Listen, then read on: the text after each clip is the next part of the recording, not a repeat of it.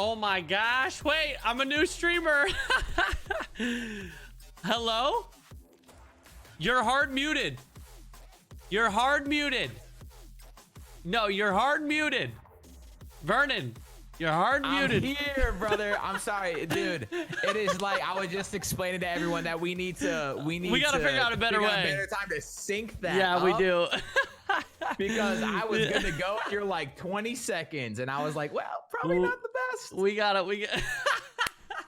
Okay, anyways, welcome to Brothers to the End, episode number 2. Episode 2 of the reboot. We made it. It's 2 weeks since episode 1. There was a lot of doubters. Yeah, but our own doing. I mean, fair, we gotta deserve it. We brought it upon ourselves. We completely brought it upon ourselves.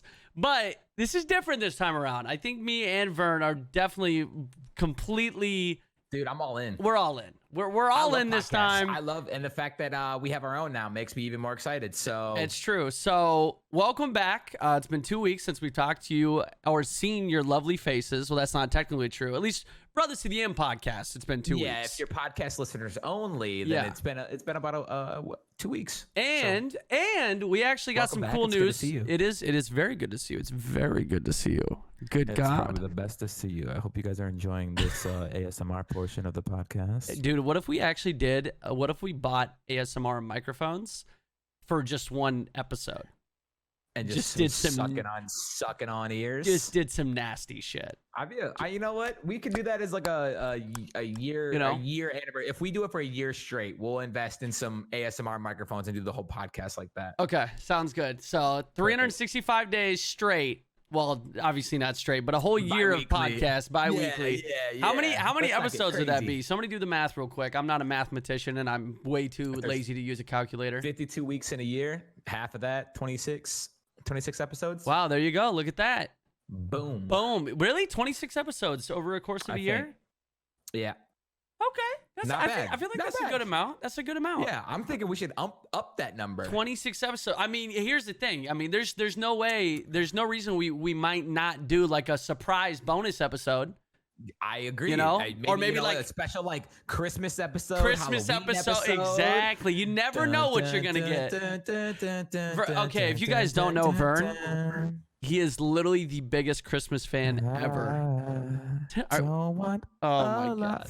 Okay, yeah, no, okay. I'm sorry. People who are just listening to this are probably already so upset. Yeah, they're pissed. Like, what the hell am I watching? Right. So, okay, it's been 2 weeks since the last episode. Episode 2 coming at you. We got a long list of topics to talk about. Some good stuff. Some not so good. Yeah, you know. Why don't we start off on a positive note, and you can talk about your recent trip to Europe. You were just there for a mutual friend's wedding. Yeah, How was that? Yeah, so I went to everyone. I went to England for the first time. I'd never been before. I know. 28 years old, very uncultured. I'm a swine. But Dude, there's so many people who never make it out of their hometowns. Okay, fair enough. But I just went to England. We actually went to a wedding in the English countryside.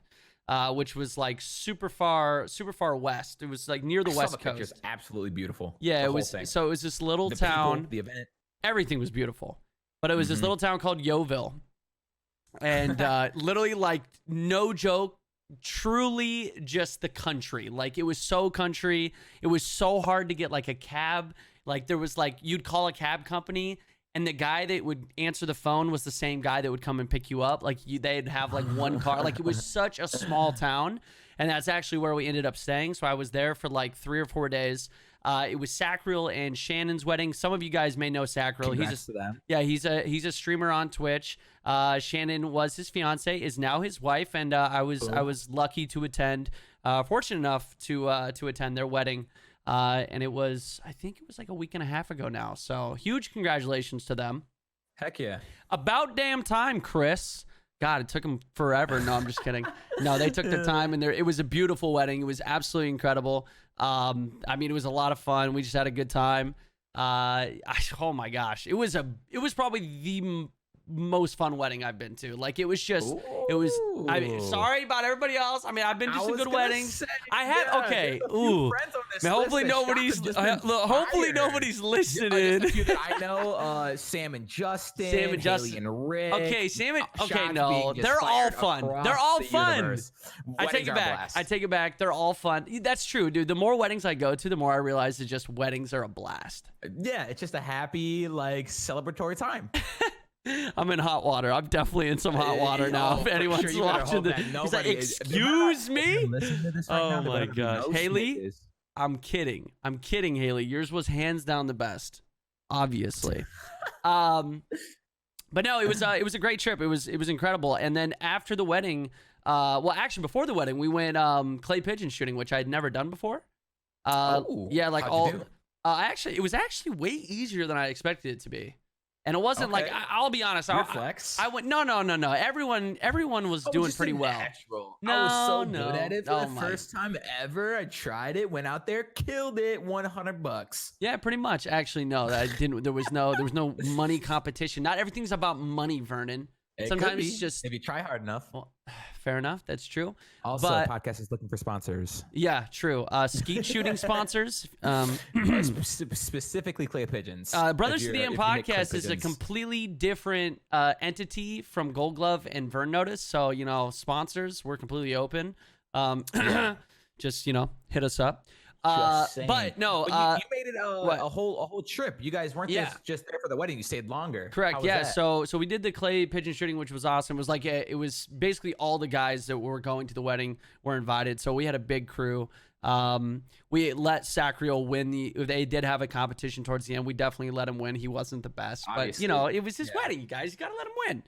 But actually, did a big day all down. Yeah, exactly. Exactly. So we handed it to him. Good dudes. But after that, we actually went to Glastonbury. We went up north, and we just we got into a van. We got a private driver, and he took us up. Not a creepy van on the side of the road, like a private driver. It was a big. For those of you who are listening, I made a face that was questioning his van he was getting in. But thank you for clarifying. You did get. It wasn't a free candy van. Okay. It was a private driver that we hired. It's important to distinguish. Yeah. And so he drove us north. It was like a 2 or 3 hour drive. And we just drove and made stops. We stopped at this it's not a winery. What do you call it when they make cider, but it's not a winery. It's like a distillery, a cider distillery. That's what it would be called. You got me, dude. Yeah, so we stopped at one of those. Is a cidery? Is that a thing? A brewery? You know what I'm talking about. We know what you're saying. Yeah, it's a distillery for cider. I'm not gonna sit here and pretend I know what I'm talking about. Which was really cool. So we stopped there, had a few drinks, had some cider. It was delicious. And then we just kept going, and we just kind of stopped at all these places, all these landmarks, and just kind of did little mini hikes and checked out the landscape. It's just beautiful, man. The English countryside is beautiful. Heck yeah, dude. And then we went to Glastonbury, got lunch, and then we went further up and we hit the city of Bath, which was incredible. I had no idea what I was getting myself into. I didn't even know anything about Bath. But it's named after the Roman baths that were actually built by the Romans back in, oh my gosh, I don't know the exact date. I'm not going to throw it out there. 1770.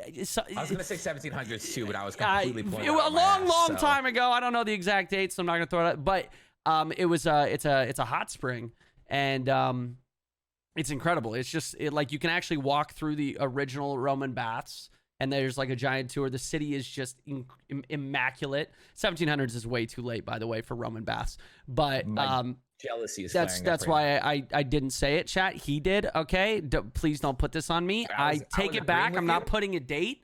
A little too early. It was actually 1970s when the Romans invaded Germany. Dude, I was gonna go with 1400.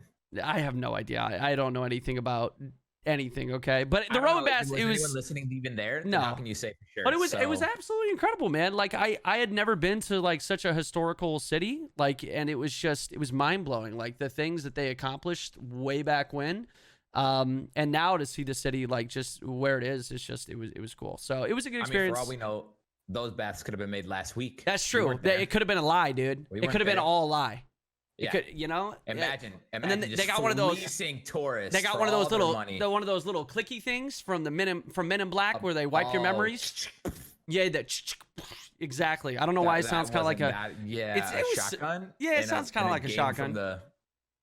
I don't know what you're. No, it doesn't. No, that's the noise I made, but it had. But I know exactly. You knew. Mind erasers. I think everyone knew what you meant. So the thingamajiggy. I don't know what it's called. And then we finished off the trip. We went back and I spent the last day in London. I'd never been to London. Unfortunately, it was like the rainiest, nastiest, stormiest day. Yeah, I guess it's just like the Pacific Northwest. And we did like I was like, okay, I've never been to London. Let's do like a classic bus tour. So we got onto a double-decker bus. Couldn't sit at the top because it was pouring. So I had to sit underneath, barely could see anything. And we just kind of drove around London. And we ended up, I didn't even get to see Big Ben. Big Ben is covered in scaffolding and construction right now. It's like being remodeled because it was like tilting over. Kind of sucked. The first time I went to London, I was able to see Big Ben, and then the second time it was like they were still doing construction on it. So it's been going for a while. I know. So I didn't get to see it. But the food that I ate while I was there, oh my God. We went to a Michelin star restaurant, and then we went to a 2 Michelin star restaurant. Stop. Oh my. I saw the photos. Fine dining. You guys posted a lot of pictures on Instagram and stuff like that. I don't know, we did. It was rough for me being all the way over here, dude, not being able to enjoy it. I love food. It was hands the most. Oh, it was my best part. It was my favorite part. Excuse me. It was hands down my favorite part of that trip. No, obviously besides the wedding, the food at the wedding was immaculate too. Like the food that I ate in England was hands down better than the food that I eat in America. I mean, to be fair, we seeked out incredible cuisine while we were there. But like the English breakfast, bro, you guys got to figure it out in the UK, all right? That English, full English breakfast with a little blood sausage, is delicious. That black pudding, I agree. It's all good, man. I loved it. So I had a great time. I had a good time. Yeah, I'm glad. It was a good trip. I'm glad you're back. Yeah, it is. I mean, I was gone for 10 days. It was 10 days without a stream, which is that's like stream career suicide, bro. You can't be doing that. You know, it is hard. It cuts and you it's scary. deep. It's stressful. It is stressful. It's hard because it's hard to make trips like that like 100% truly enjoyable because you're stressing out over like losing followers, concurrent viewers, subs, everything. Like it's just. It is. Rough. It's difficult because like if you, let's say, and I'm saying a normal job for lack of a better term, but if you work a 9 to 5, like say a desk job, and you build up your vacation days, you can take that you can take that time off, you get it paid off, and you can go on vacation for 2 weeks or 10 days or whatever it is. But with streaming, you get paid the same. Exactly. You come back and you just resume and you just start. Like nothing changes with your job, but streaming, you can't do that. 10 days away from streaming, man, that feels like eternity, especially to some of these viewers. Like attention spans are very minuscule. Yeah. Non-existent. They just aren't, you know? Yeah. Even myself, like, dude, I'll be watching a stream myself, and as soon as like, I don't know, they go to the bathroom or something like that, like I tab over to another stream. I'm like, I need constant entertainment. Yeah. All right. I know. I'm the same way. Pay you for. I know. I'm the same way though. It's tough because I think it's just kind of the world we live in. Like our minds are moving so fast. Like we're always needing to be stimulated. We have cell phones that are literally just at our bro. Our whim. You could order a bed online and have it at your door in 30 minutes. You can order anything. That's what I mean. It's so fast now. Like our brains just like. Dude, that was actually another thing that I really noticed when I was in England, at least in the countryside, is it moves so much slower. Like everyone is just moving slower. It's so peaceful. So that might peaceful. Have been one of my favorite things about London in general. It was like, I think we were there on like a Thursday. It was just a regular Thursday evening, and we were looking for somewhere to go to eat. Yeah. And you would not believe how hard it was to find a place to eat because their like normal day is they get off work and they go to the pubs and the bars and they just go hang out and just have a pint with the boys Yes, and they like do. hang out and drink and like just enjoy each other's company. And I was like, I can't believe how popping it is on a Thursday. Like It's always nuts. popping, dude. Every pub we went to Yeah. was like, it was pretty packed, which was nice. Yeah. Dude, they just have a good time, man. It's a different, I mean, it's a different culture over there, but I wish that America kind of had a similar culture, at least try to make a change in that way, just because I feel like in the US, especially, it's like you go to your job and then you come home and like 80% of people, that's a random statistic, by the way. I'm just making that up on the spot. 60% of all statistics are made up. Please don't fact check us. But I feel like so many people are just like, they stay in their little bubble, you know, because we're so busy. Everything's moving so fast.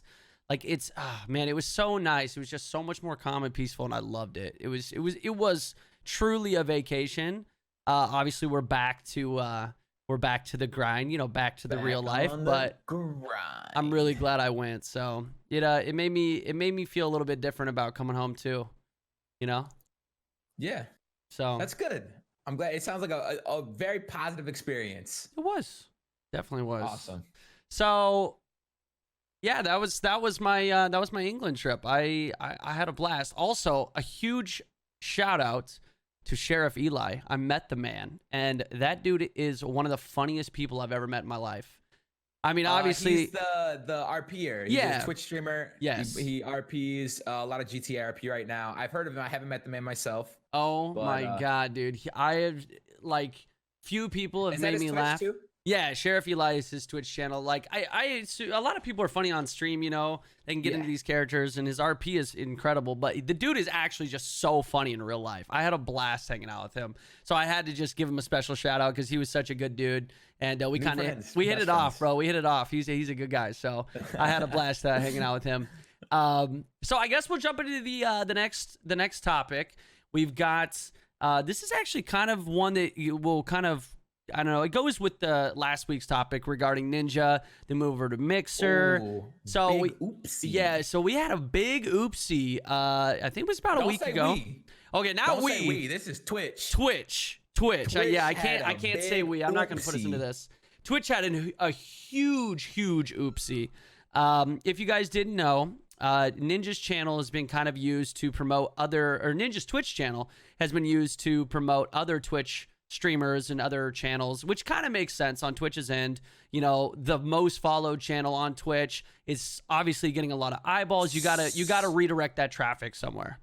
So initially when it happened, and I think Twitch came out later and said that this was like more of an experiment than anything like that. Like, so as of right now, when a streamer on Twitch goes offline, they have an option to host, auto host people, and they have select a list of people that they would like to auto host. They are in complete control.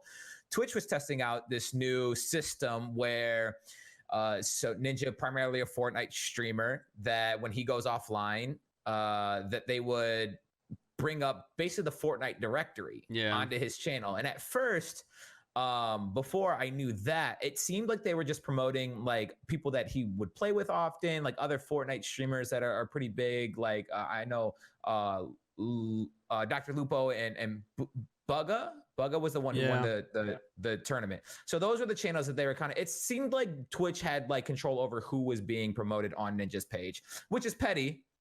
Right? Like, oh, Ninja, this is the first time they ever did it with another streamer. I mean, it's less petty than what was originally on his channel when you went there. It was like right after he moved over to Mixer, you'd go over to his channel, and it would be like, sorry, Ninja's in a different castle right now, or something like that. I think it still said that for a minute, then it was like, check out these other streamers. Yeah.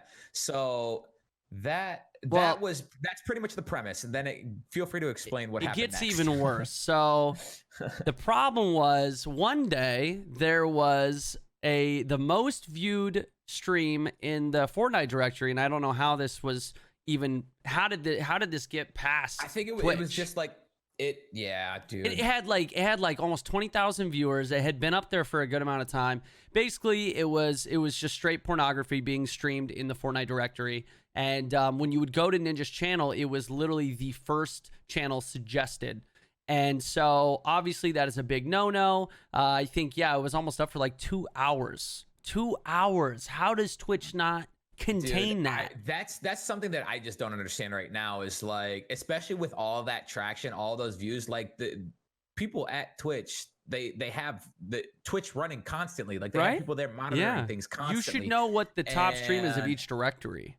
I can understand if like some stream was just like skating by with no viewers, Right. and it was like way down the list, and like somebody had to like bring it to your attention. But this is like the top in the top 5 streams on the biggest game on your platform, and it's broadcasting for an hour or two. Yeah. And now the bigger issue is that you are promoting that on another streamer's personal channel. Like their brand is now being used to promote pornography, which is a massive issue, especially if you're someone like Ninja, who probably the biggest streamer in the world. Yeah.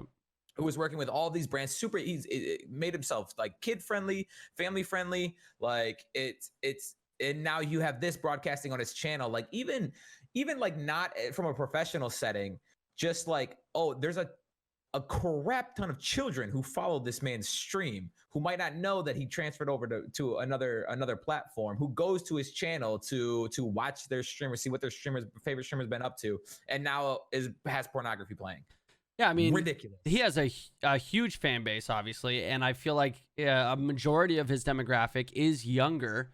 So like, yeah, they get home they get home one day, they want to go watch Ninja. They don't know about his move over to Mixer yet. They type in twitch.tv/ninja, and there's sitting pornography being suggested to them.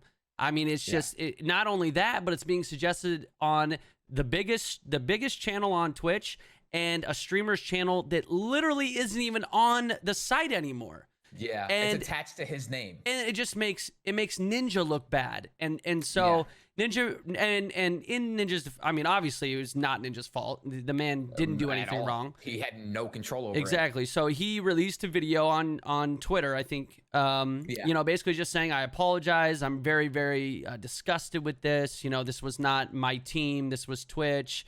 You know, really trying to just explain it. And he really didn't have to. That's the thing. But Tyler, being the good guy that he is, obviously he wants to, you know, make sure. Yeah, you got to address it. So, and Twitch's stance in response to it kind of, I feel like, rubbed me the wrong way too, because they, you know, CEO or someone high up at Twitch responded for the first time, and it's like, this is the first time they've responded pretty much about anything. And we've had some controversy throughout the site, like recently, like a lot of different things. Yeah. And the fact that this is the first time they say something on a topic, and essentially they did apologize to Ninja, but like they just basically went, "Oops, we were trying something new, Sorry. and we messed it up." Like after the damage was already done. Exactly. So that really rubbed me the wrong way. I don't know really what's going on internally.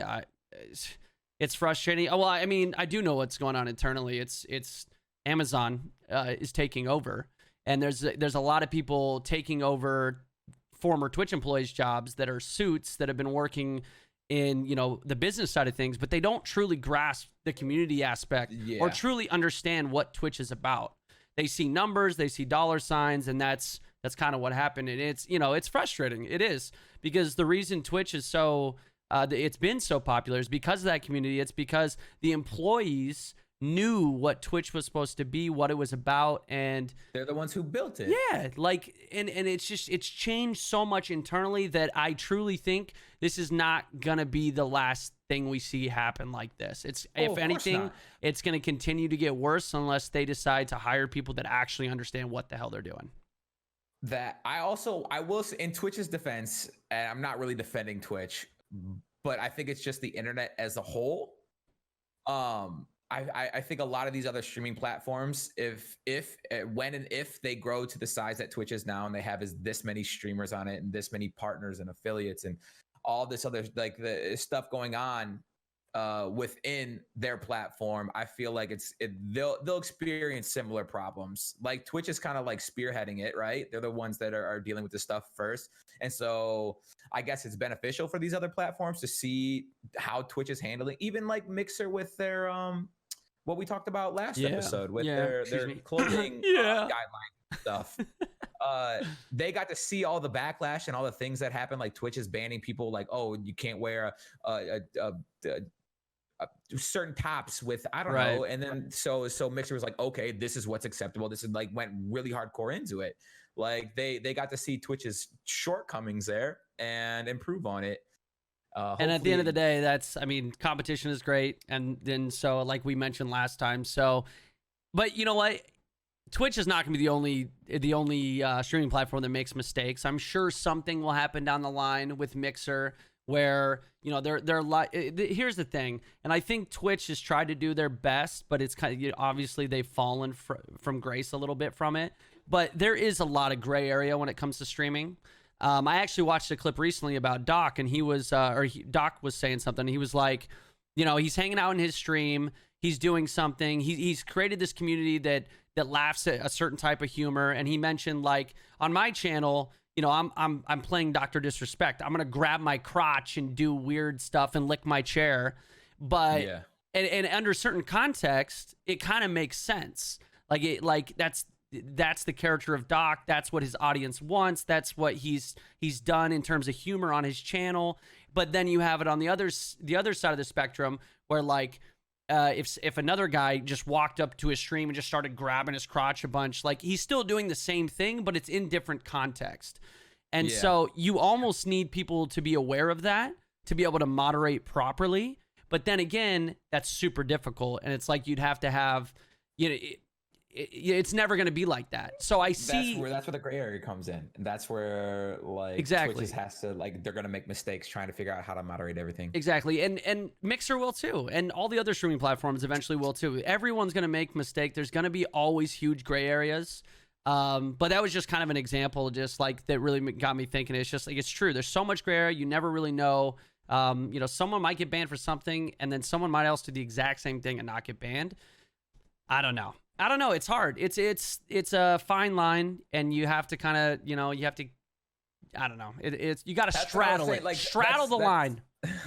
That's why I was saying like Twitch is under a lot of fire right now, but I think Twitch is only under a lot of fire because these other platforms haven't experienced what Twitch is going through at the moment. But hopefully they can observe and improve on. For sure. That's the goal, anyways. For sure. So while we're on the discussion of kind of like gaming platform news, I would also like to talk about OpTic Gaming. Now, this last Call of Duty tournament, unfortunately, from my understanding, is the final time we will see the true OpTic Gaming. I think they took third place. Third place in the most recent Call of Duty tournament. And obviously, Call of Duty is going to be making the change over to Modern Warfare come October. End of October-ish, I think, is when that game comes out. And a lot of people, I mean, for me personally, OpTic Gaming was really the first... Dude, it paved the way. Yeah, I mean, they were the first gaming team that I ever even think I knew about. Like, at least... Maybe not super early on, because I was a Gears of War player, so I did know some Gears of War teams. But they were even a Gears of War team back in the day. Like, OpTic was a team. And then, obviously, Call of Duty is where they really flourished and took it to the next level. But if it wasn't for OpTic, man, I really don't know if competitive gaming would have ever gotten to the point it did. Even like the YouTube. I remember when I had my own little team control back in the day. It was a YouTube team. And OpTic Gaming is kind of what we were striving to be. Like they like I said, paved the way. They just did everything right. It was crazy. They did, and they did it kind of on all levels. You know, they not only did in the competitive gaming aspect with esports, but they also did it in personality stages. Like they brought in such good personalities. They did a great job of creating content and streaming. And I mean, their YouTube channels, all the OpTic guys on YouTube were huge. They just did such a good job of kind of making you feel like you were a part of the organization as a fan. And, you know, I was always super, super, I wouldn't say envious, but I always admired how OpTic kind of handled, you know, and paved the way for esports. Obviously, like I kind of fell out of love with Call of Duty, but I never fell out of love with OpTic. You know, I met OpTic Hex very, very, very long ago, very early on, before OpTic really truly got to where, you know, they are, where they were now. So if you guys did not know, some unfortunate news went down, and OpTic Gaming is no longer OpTic Gaming. So what happened was, I think in like 2017, the owners of, like, I think it's called Limited Entertainment. Let me take a look to make sure I get all these names right, because there was kind of like a convoluted mess on the business side of things. But basically, OpTic Gaming was sold. They were acquired from, or excuse me, Immortal Gaming Club announced the acquisition of Infinite Esports and Entertainment, and Infinite Esports and Entertainment owned OpTic Gaming. So Immortal Gaming actually bought OpTic from Infinite, and the reason they did that apparently is to dissolve OpTic so they can take their league spot, their LCS spot. Which is... Okay. It might be a different... but I'm pretty sure Immortals... They already have an LCS team. Yes. So, yes, that is correct. If that's the same Immortals. That is... It's the exact same Immortals. Okay. Now, the reason this is really messed up is because a former member of OpTic took over kind of the business side of things, I guess, when Hex left.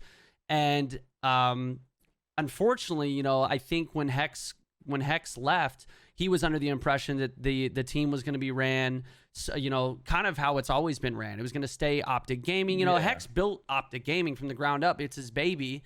Obviously the man sold it at one point. He made some money. I mean, that's what you do when you create a company. But I mean, I think Hex always did that with the mindset that, hey, I really want OpTic to stay OpTic. I want it to, stay true to what we built, the foundation. And unfortunately, a former member, and I'm not going to name him. A lot of people probably already know who it was, but I don't really want to feed into the witch hunt. But it was a former member of OpTic. He kind of took over operations, and he was the one that was kind of a part of the business deal that went down between Immortals and Infinite. And he was kind of the one that pushed this acquisition of OpTic Gaming for Immortals. And kind of just blindsided all of OpTic Gaming, blindsided all their pro teams. They dropped the Gears of War pro team. And now, like I said, was super successful, which was super. Oh, one of the most dominating. Literally, I don't think lost. They won the first Gears of War 5 tournament immediately under a different name. Like, they are one of the most dominating esports teams I've ever seen. Like, they are incredible at Gears. It's really unfortunate news, and I know a lot of people who are OpTic fans and Call of Duty fans and all that. Like, this is some shitty news, like actually shitty news that this has happened to such a monumental generational organization. Established too. I mean, that's the scary part. Yeah, the green wall is happen. Yeah, it's everything. It's huge. OpTic. Yeah, if it can happen to OpTic, it can happen to anybody.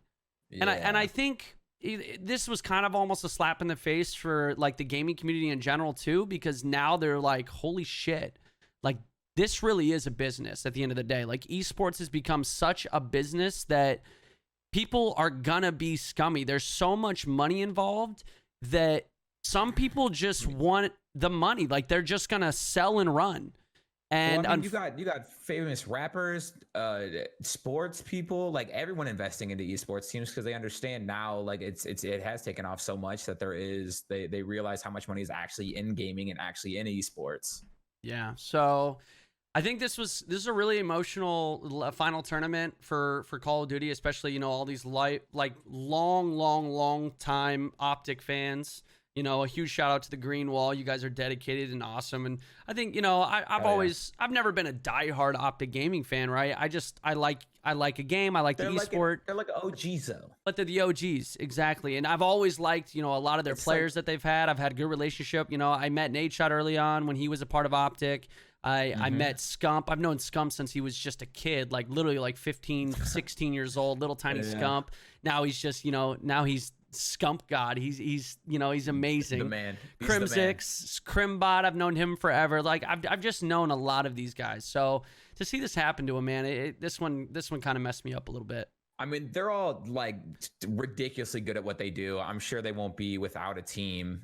Their futures are bright still. All the players and stuff. I'm more from the sound of things, I'm more concerned with like the internal workings of OpTic, the rest of the people that kind of make the world go round for them. Like what are they left to? Yeah, I'm not sure. I mean, that's really all the info I really know. I think a lot of things are still kind of behind the scenes. You know, it's kind of messy. You know, I think a lot of people don't really want to talk about it, and you know, there's a lot of rumors out there. So, but that I just kind of wanted to talk a little bit about that because I know this has been an emotional last couple days for OpTic in general, and unfortunately, that might be possibly the last time we ever see OpTic Gaming compete. So, it's a bummer, man. It's an absolute bummer. So I know you got some. I know you got some topics. There was actually one. You want to switch this around a little bit? Yeah. I mean, it's kind of dark, but not really. Okay. Have you ever heard of the musician Mike Posner? He's a rapper, singer. I have. He had a couple singles that were really, really good. He recently, and I just want to shed some light on this because I thought it was a really, really interesting story. He recently was literally walking across the U.S. He backpack by himself, just walking, and every time he crossed a state line, he dropped a new single. That was, and that's an interesting way to promo. I like it. And his most recent music that I've heard from him is actually really, really good. But I think it was he was walking through Kansas, one of those states over in that area. One of those states was bit by a rattlesnake. Oh shit! Was bit by a baby rattlesnake. Had to be rushed to the hospital. They didn't have to amputate, but this man, like, the venom is so intense from a rattlesnake that he had to like relearn how to walk and stuff like that. And he's actually like going through recovery and PT and stuff right now. Like literally right now, and he's posting a bunch of updates to his Twitter and stuff. And if you're at all interested, you can feel free to check him out on Twitter. But yeah, he's posting videos and stuff. And I was like, oh, dude, like I actually really, really like Mike Posner, and some of his most recent music was like on playlists that I listened to during my workouts. And I was like getting down to him. I'm like, oh shoot, glad Mike Posner's doing well. Go to his Twitter. He's in the hospital because he got bit by a rattlesnake. It was a baby rattlesnake. Crazy. Thank goodness. So yeah, he's recovering. He's doing well. He's getting back on his feet, like literally. And I guess when this is all over and done with, and he's fully recovered, he plans on continuing his walk through the U.S. So that would be really, really cool. Actually, I think, and I could be completely wrong, but I swear I heard a rumor that baby rattlesnakes are actually more like, if they bite you, it's worse than an adult rattlesnake. Dude, I don't know. And I swear I've heard that many times, but and I don't remember the reason for it. It's like I don't know. Does anybody know? Does anybody know in the chat? That's what it is. Yeah. So the baby rattlesnakes can't control how much venom they output on a bite. So they will. It's just all of it. Yeah. So it's actually worse that he got bit by. That's like the worst possible thing that could have happened to him. That's terrible. I mean, yeah. So, I mean, imagine you're just like, and I think it wasn't even, I don't even know if it like started as like a promo thing. I think it was just something that he genuinely wanted to do. He was like, I want to walk across the US. I want to experience everything it has to offer. And every time I cross a state line, I'll drop a new song. Dang, and so man. he was on that journey and got held up. That's quite the story. I mean, shoot. I mean, I'm glad he's okay at the end of the day, but I'm shooting, and that album's probably going to sell like hotcakes now. Dude, that's a story. It was really good. Like I said, the singles that I've heard so far have been really, really good. He's like, always had pretty good music. He's he's a good positive vibes, man. He just very, very wavy. Wavy? Is that the word you're going to use? Wavy. Yeah, all right. Fair enough. That's crazy, dude. I'm horrified of snakes. Like horrified. Like I would never backpack like that in a place with rattlesnakes. Never. Yeah. And if I saw a snake, I would book it faster than you've ever seen me run in my life. Dude, he probably didn't even see it coming. That was scary. I couldn't believe it. I was like, holy crap. But yeah, he's recovering, and he does plan on continuing his walk. What a through the beast. US. That was really cool. And he's posting updates like literally right now. I'll have if you to want to check go to that his out. Twitter. Yeah. Mike Posner. Nice, dude. The shout out. Yeah. I saw that's it actually was super interesting. that's a crazy story. I had no idea that was going on. Damn. Yeah. Well, just want to shed some light on that. The dude is like, crazy. If I got bit by a rattlesnake, I definitely would not be like, oh, I'm gonna go right back into my walk. Like, yeah, but the man's dedicated. He's determined. A little trauma after that. Yeah, right. PTSD, bro. I wouldn't be doing that. Hell no. Okay. To actually Uh-oh. switch topics back to Gears, we got a bunch of stuff today Yes. from Gamescom. Yes. I haven't seen a lot of it, and to be completely honest, I've been avoiding all sorts of campaign stuff. I just genuinely don't want to see it. Yeah, I looked over it a little bit, but I watched it without audio actually a little bit. So, but I did see some stuff in there. It looks good. No. So, if you guys didn't know, he's talking about Gears 5 campaign footage at Gamescom. They showed the single player campaign trailer. They showed a Horde trailer, Yep. and then they also showed some how to get some they showed Halo characters you can actually unlock in Gears 5. That's actually what I wanted to talk about. Okay, yeah. So hop into it. So they just announced today a Halo Reach crossover with Gears 5. You can unlock characters, a special mark, banner, and blood spray and weapon set from Halo Reach in Gears of War, which I guess makes sense if they're both built by Microsoft now. Yeah. But it seems kind of gimmicky. They announced the Terminator skin or whatever that I'm not even positive 100% what that was. But at E3 they showed a Terminator trailer, and it was like Terminator X Gears of War, and I'm like, bro, what is all this? What are they doing? Are they selling a feature film? I mean, it's cross promotion. It's exactly what it is. It's cross promotion. They're able to implement, I'm curious to see what other types of promo they're going to do with skins. But yeah, I kind of feel the same way. This is Gears of War. This isn't Halo. Why am I playing with a Halo character? And I don't know if it's not like it. It's just weird to me. Yeah, that's true. I'm not super excited. I'm excited for the game. I'm not super excited for all these cross. And it's going to be interesting though, because this is the first time ever that Gears of War has released actual class-based game modes. Yeah. Their arcade game mode is class-based, and it looked like Horde now is class-based as well. So I'm wondering how these characters... Wasn't Gears 4 Horde mode class-based? I didn't play a lot of it, so I can't I'm pretty confirm. sure it was.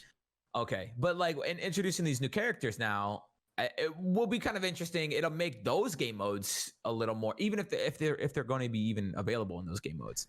There's a lot to be. Yeah, that's true. Discovered. I don't know if those skins are specifically for Horde or if you can actually use them in Versus as well. I wasn't sure about that. Someone I could actually clarify if they know, but I did see there's in the Horde trailer, they show, I think it was the Horde trailer, they show one of the Reach characters having a bubble shield. So that's one of his abilities in Horde. So I don't know if these skins have special abilities, which is kind of cool. I'm okay with these skins and those abilities. Game, they would have to. In Horde, I think that's actually kind of a cool idea. That gives you a more variety of the characters you can use, but you can use them everywhere but story. Really? I better not see a goddamn bubble shield in Versus multiplayer. I don't think that. Well, okay. They won't have the class. That's true. Thing. It's not It'll class based. Okay. But apparently in Gears 5, the abilities are actually going to be tied to characters now. So each character will have their own set of abilities. So I think that kind of opens up, instead of just having 5 classes, now there's going to be so many different types of characters, which actually I think is going to make Horde even deeper and more fun, in my opinion. Because, I don't know, maybe you find a character you really, really, really like to play, and you're like, oh my god, his abilities are so dope, I want to play Horde. It'll allow for different metas and new experiences, I feel like. Yeah. You play through Horde, wave-based game modes like that can get tiring after a while, and I think they're doing a lot, pretty much everything they can, really, to make it interesting and make it different, new every single time, a different experience, So I talked about this a little bit on my stream yesterday, but I mentioned, the fact that, so they have Horde mode, they have Versus, and now they have this escape mode, which we played a little bit of, and it's a 3-person co-op PvE experience, where you start at one point and you escape to the other side while you're fighting enemies, and so it's kind of weird to me. For someone I don't know. Maybe they're just trying to give another game mode for people who don't want to play Versus. They're trying to give them something else to do for the people who are man, I'm getting my ass kicked in Versus. That's not, that's what I think it is. For me, it's isn't that what Horde was? Do they really need to make another PvE experience in Gears? For me, it's not for me. I'm not into that. But then again, I don't really like PvE in general when it comes, unless I'm playing the campaign. I don't like. I have no desire to play against the the computer, the CPU. I'd be curious to see the numbers as far as player base goes for Horde. And maybe that's why they decided to mix that up. They don't want to completely do away with it, but they also wanted to bring another like multiplayer, like co-op experience to Gears of War that people could play that maybe is a little bit more competitive. Also, the map editor for Escape. Yeah, that is going to be interesting. Initially, I thought when they said map editor, I got like way too excited. You thought it was for Versus. Immediately went into like, oh, it's gonna be like the Halo map editor. Like I'm gonna make all these. I'm gonna make Blood Drive great again for the first time ever. Like that was my whole plan. And then it was like Escape only. You're the worst. Like, dang. I'm the worst. I would have made Blood Drive a good map. You can't make Blood Drive a good map. As soon as I heard, bro, I was gonna open it up a little bit more, add a few more entrances to the stairs, not make it so like. Dude, how about just not make it ever? I'm gonna make it great. Oh, I'm gonna make it great. When they how about allow me to have design process for us? Bring process back from Gears 1. I could have done that with the map editor. Dude, but imagine that. So it's only for cool. Escape. I think so, yeah. That's interesting to me because I mean, once people dive into the editor, they could probably make some really cool Escape levels. Well, so the issue, they call it a map editor, but it's more like grabbing pieces of a puzzle and placing pieces. It's not like a full-blown map editor. It's like, oh, here's a straight hallway, put this here and then connect it to this, and then like they have like pre-made portions that you can, and I guess it will allow for some like creative differences, and I'm sure people like the internet's crazy, man. I was playing a lot of Mario Maker 2 recently, and the maps people come up with on that game are completely blow my mind. Why do you do that to yourself? The internet will find a way to make the Escape like innovative and cool ways to do it, but I was a little disappointed to hear that I wasn't gonna be able to like redo security. I had ideas for that. Why do you want to redo maps? Why wouldn't you just make your own? Because they're awful and they keep coming back into the games that I love. It's like I want if you're gonna keep forcing it on me, I'm gonna figure out how to make it better. Yeah, fair enough. I mean, maybe just I'll fix it to 'em. Please do not include Blood Drive in Gears 5. That is my only request. Coalition, please. I'm over it. We're sick of it. It's terrible. It never was good. Don't bring it back. It's not a fan favorite. And if it is, they're wrong. Okay, that's all I got to say about that. I'm sorry. That was just my 2 cents about Blood Drive. On the topics of games, well, one, the Gears stuff looks amazing. Did you watch the campaign footage? Or the trailer? You didn't see any of it. Okay. On purpose. It looks really good, man. Like it. I'm excited for us to finish our Gears series Let's Play. So we still got to finish up Gears 3 and Gears 4. Yeah, we just played 2. We just finished 2, but we'll have phenomenal story. Phenomenal story. It was I always forget Gears 2, but it's like the campaign is so much larger than the first. Like you get to just kill so many more enemies on a larger scale that it's just a lot of fun. So But I'm excited for Gears 5. It looks the story trailer or the story trailer looked really good. It was like a teaser. It was a trailer, I guess. It was a trailer. But it looked really good. The visuals, man. This game is so beautiful. I mean, Gears has always been like kind of the top of the line visuals for, during its time. And it just continues to look better and better and better. So hopefully it runs well on PC. But I mean, the tech tests ran decent. It ran okay, like above 100 FPS. Got the kinks out. It was on PC. On PC, yeah. So, gotcha. And hopefully you're playing on PC this time. I'm trying to convert him, chat. I'm trying to do it. I'll think about it. Oh, another huge announcement when it comes to Gears is that it's going to be available on Steam. Yes. Oh my God. That might be really good for the player base. I think it will. Dude, when it comes to like launchers. In places to purchase games, Steam does it the most correct way. They've always done it the right way. And having to go to any other launcher to play a game is actually the most infuriating thing on PC. So I'm actually stoked. I'm curious to see how it'll work. Maybe it'll be like Rainbow Six type deal where you purchase it on Steam and then it opens up like the Microsoft Store or something, the launcher. Yeah, I mean, you're still gonna have to sign into Xbox. Right. Yeah. So, but I'm happy because I think that'll improve the player base a crap ton, especially with the new game modes.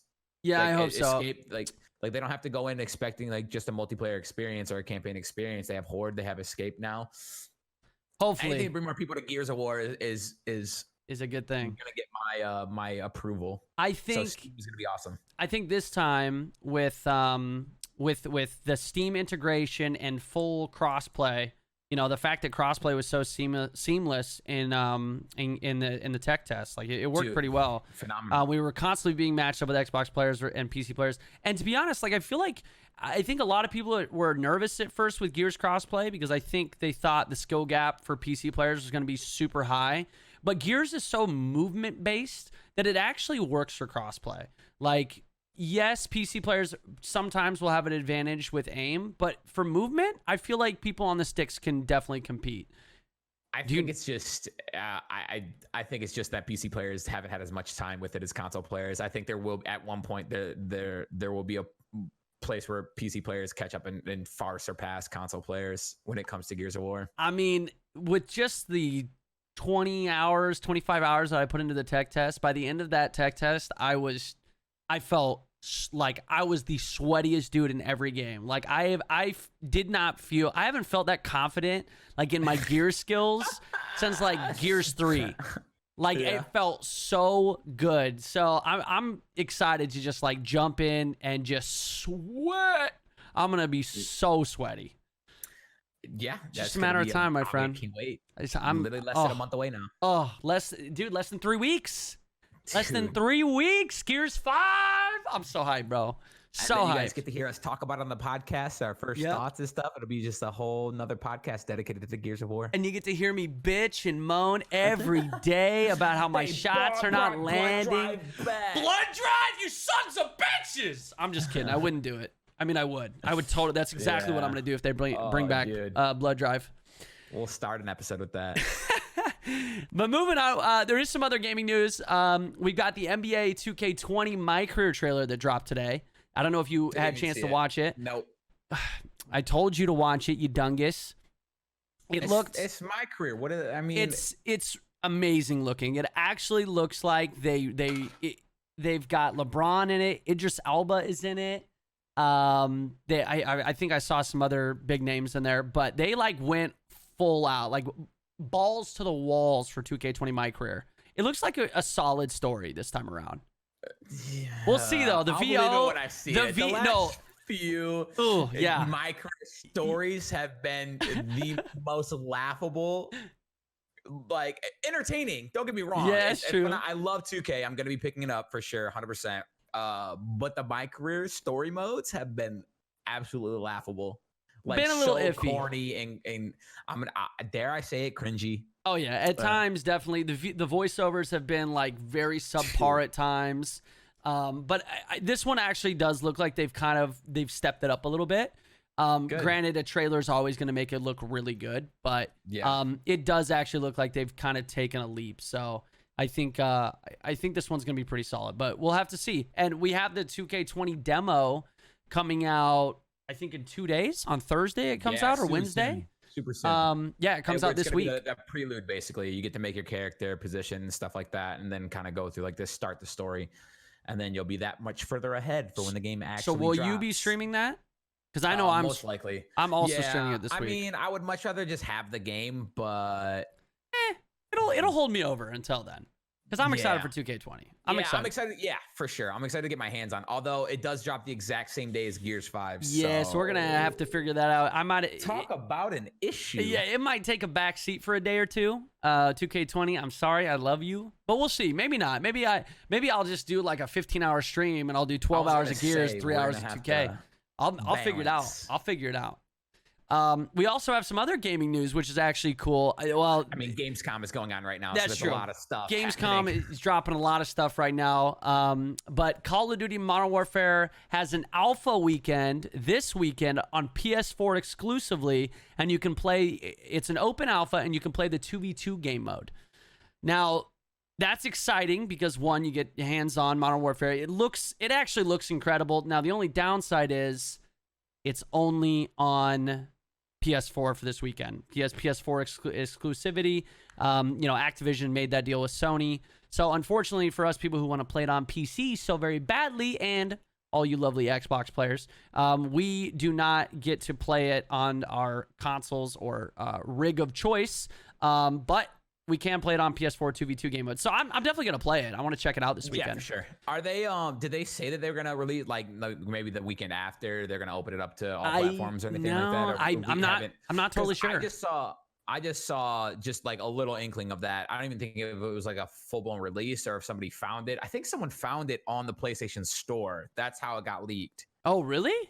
I think so. I don't know. I saw some tweets and stuff that was announcing it, but maybe that is who like maybe it was leaked a little bit prior. But that's still exciting. I mean, I think this has been a large leap for Call of Duty. I mean, the new engine is going to make a huge difference. From the footage that I did watch, when all those, I think it was like a week or two ago, when all those streamers were streaming it, they got early access to it, which was pretty cool. Now that was a lot of PC gameplay. I mean, there was people playing on controllers, but it was not, I don't think, directly on PS4. So I'm a little bummed that I'm not going to be able to get to play it on PC right away, because obviously, as someone who's so bad on a controller, I'm just going to get my ass kicked the whole time, and I'm going to be pissed off, because I'm going to be sitting there, and I'm going to lose a gunfight, and I'm going to be like, I would have won that gunfight if I had a mouse and keyboard, you know, and that's where the blood... It's where the blood... No, it's not like riding a bike. Riding a bike is easy, okay? You know why? Because you know why, Vern? Because when I'm riding a bike, I'm not competing with a bunch of 15-year-olds with an Adderall prescription, all right? They're insane! They're insane! You might be. They're bunny rabbits jumping around the map. They don't ever miss. They're cracked, all right? And when I'm riding my bike, I'm leisurely strolling down the fucking road, okay? I'm not competing against these children that are insane at the game. It's their day job. Kid with an Adderall prescription rolled up next to you, you'd be able to out-pedal him. No, I wouldn't. That kid would put me in the dust. So it's exactly like riding a bike. Oh my God. You just don't have that experience as often. You're right. It's not, riding a bike is not competitive. Then again, you have those people who are like, Call of Duty's not competitive. Anyways, moving on. Who says that? Everything. There's people. Trust me. Hey, I'd get my ass kicked against most of these kids that play Call of Duty, man.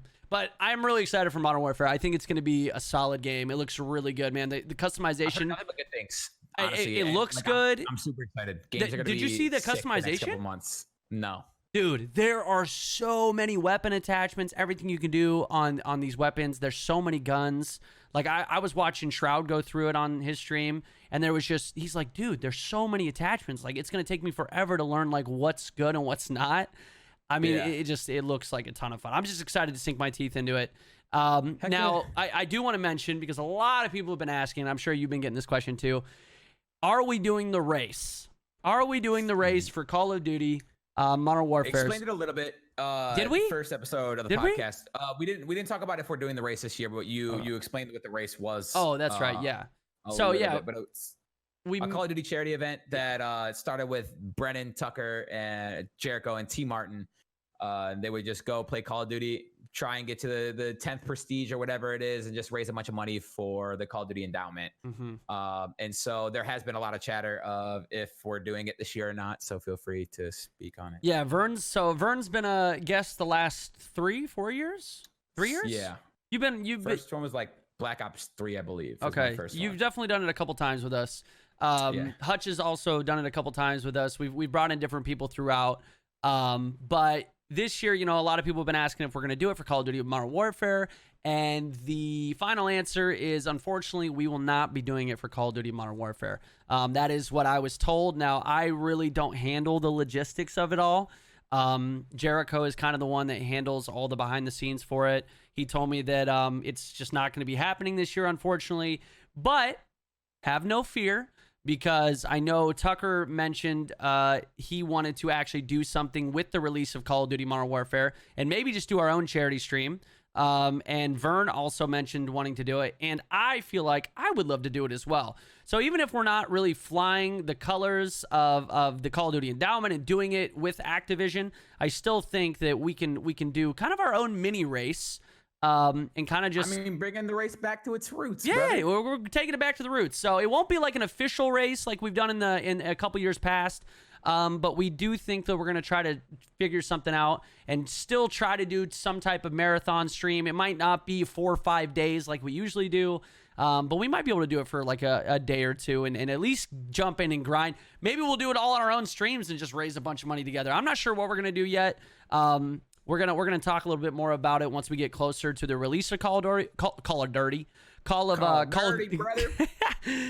Modern Warfare. But I just want to let you guys know that because I know a lot of people have been asking about it. So that is the final answer, and maybe and that doesn't mean the race is going to be gone forever in terms of linking up with Activision. Maybe we'll do it next year, but this year it's just not in the works. And we're currently at $980,000 raised total. So just short of $1 million. We're $20,000 short of $1 million raised throughout the race. So I feel like we have to do it. I feel like we could surpass the mill this year. We could do it. That would be insane. That would be really insane. So maybe I will definitely give you guys more info on that later on.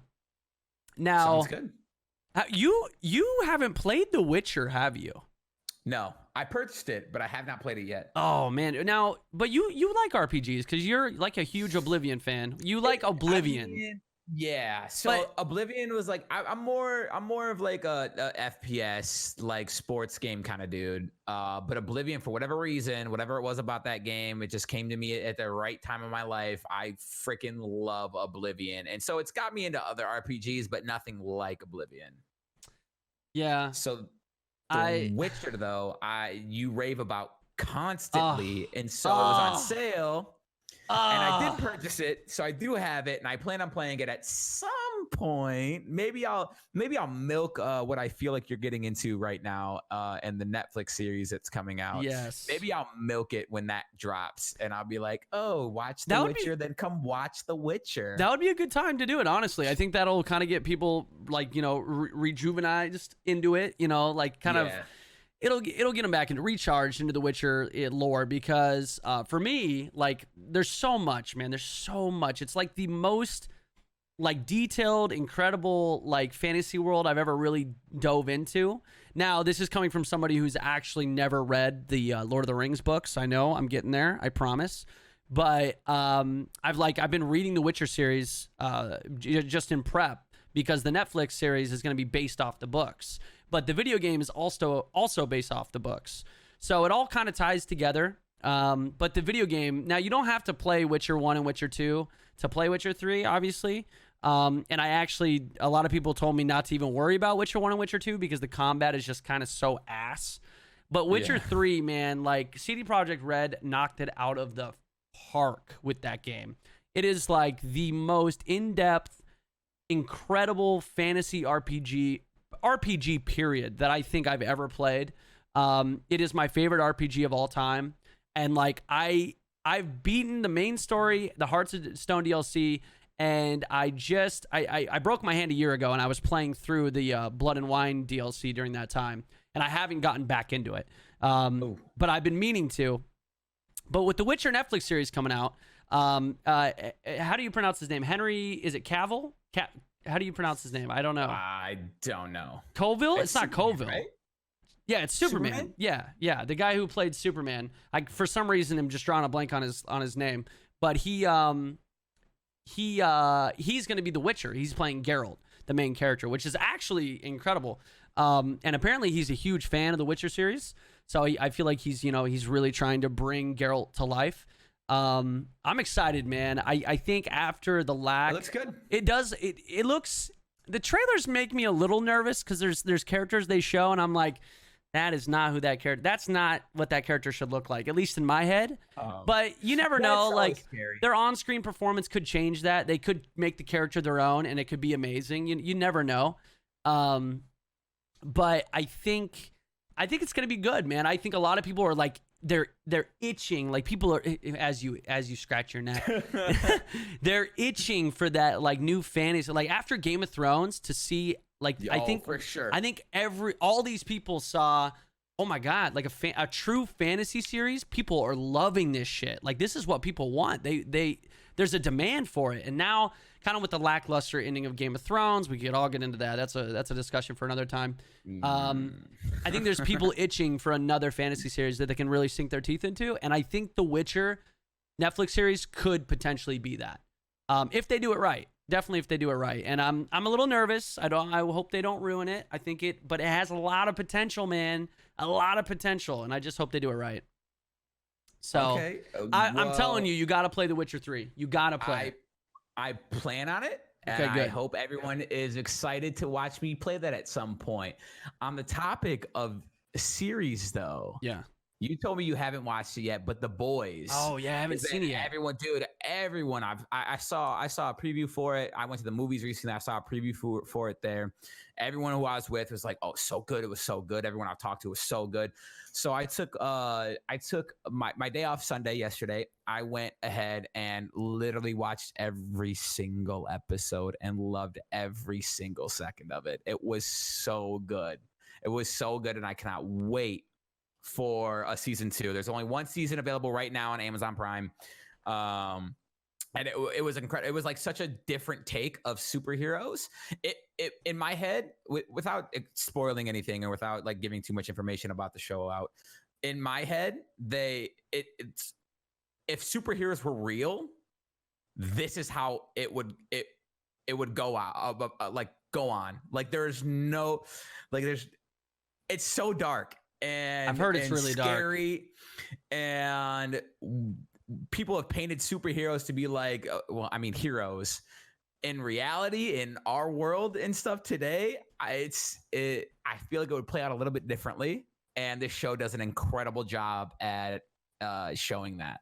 I watched the end of episode 1 last night with Steph. She actually I ended my stream and I went in the bedroom and she was kind of finishing up an episode and I was like, oh man, I want to watch this. So I ended up watching the end of the episode. I'm gonna have to restart it, but what I watched, she was like, this is really dark, and she's like, it's really fucked up, and I'm like, great, that's the stuff I like those, honestly, like those are my favorite type of shows. And maybe it's just, I don't know, maybe I'm sick, maybe maybe I'm really messed up, but I love dark shows. I like hyper violence, even though it's like dramatized violence. I like that. Like I loved oh my god, I loved Spartacus. I don't know. You watch Spartacus. Sure. It's obviously like over the top and like the gore is like dramatized, but I like that kind of stuff. I've always been into that kind of stuff. I think it's like something that we will literally never experience ourselves. At least hope, knock on wood. I hope not. That I won't experience it.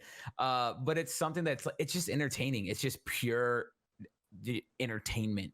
And I'm also purest. I also just like dark stuff instead of like, I'm not like, Steph likes to watch these like feel good, makes you sad, like these like drama. I can't do it, man. I think I'm at the point in my life where like real life is so dramatic all the time that I don't want to watch other people go through dramatic shit. You know what I mean? Unless it's just like so over the top. Dude, I'm not into it. I'm not into that kind of stuff anymore. I just can't do it. I don't know why. There's some days that I will literally just watch a really sad movie, so I get like the tear ducts going, and just let it roll, man. I don't. It's healthy. I mean, a lot of stuff pent up inside of me. I feel like it's good to just let it out, cry a little bit every now and again. Let me point you in the right direction. Therapy. I got my own therapy. It's called Sad Movies. Instant it's Family. It's called Sad Boy Hours. I was bawling my eyes out, dude. What? What? Instant Family with Mark Wahlberg, dude. I see Mark Wahlberg as like a tough guy. He's been doing a lot more family-friendly movies though. And that's the thing. When Daddy Wahlberg gets going, he gets hit in the feels, man. I'm right on that train with him. Daddy Wahlberg. Yeah. Please don't ever say that again. Why not? That's fine. You can say Daddy Wahlberg. I mean, dude, he's Daddy AF. He went from Marky Mark and the Funky Bunch to Daddy Wahlberg. I think, it's weird because I see a lot of these actors that kind of make that transition over to more like PG, family-friendly stuff when they have kids of their own. Like a lot of people are always like, man, what happened to Adam Sandler? Like his movies just aren't as funny, aren't as good. But all Adam Sandler's movies are for kids. Like all his new ones, most of his new ones are literally just for his kids. Like he wants to make movies that his children can watch. I don't know. I think Adam Sandler's still pretty raunchy. Sometimes, like I was watching. No more so than like bedtime stories or like I just recently rewatched Click. Click is sad. Honestly, Sad. Click is a masterpiece. It is If a you really guys good movie. If you guys haven't seen Click by Adam Sandler, it's an older movie. Literally one of the best movies Yeah. I've ever seen. It's good. It's so good on so many levels, and the more I watch it, it's like the more I understand like the message, and like, oh my god, it's such a good movie. Yeah, Click was like one of those movies that I don't think I went in with like I think I went in with the expectation, oh, it's an Adam Sandler movie. It's gonna be, you know, a Big Daddy or Mr. best. Deeds or a Little Nicky. You know, it's gonna be one of those types of movies. Yeah. And then you go in, you start watching, you're like, oh my god, It was real as shit. this dude. shit got real. Yeah, it got real, fast, dude. too. A great movie though, absolutely fantastic. I mean, there was a point where Adam Sandler was the man, dude. He was just movie Still after is. movie after Don't get it twisted. movie. Phil, he's Still is. I just tried to watch. I just tried to. Madison money, man. He's still one of the funniest people on the planet. Oh, I mean, I don't care what anyone says. I'm a huge Adam Sandler all right, fan. fair enough. Shoot. But I try to watch his one of his recent movies. He's like he plays like a Native American. It's like a cowboy. It's supposed to be like a parody of like Hateful Eight. Yeah. Something like that. And I got about 30 minutes in and I was like, I have to turn this off. Dude, This is not raunchy. It was so raunchy. It just wasn't I remember, funny. Yeah. I'm not into this humor anymore. I can't do it. Like 13-year-old me would be dying right now. Like absolutely dying. And I think the only reason I find like all his older movies funny is because I literally was like 11 to like 14, 15 years old when I was watching them all.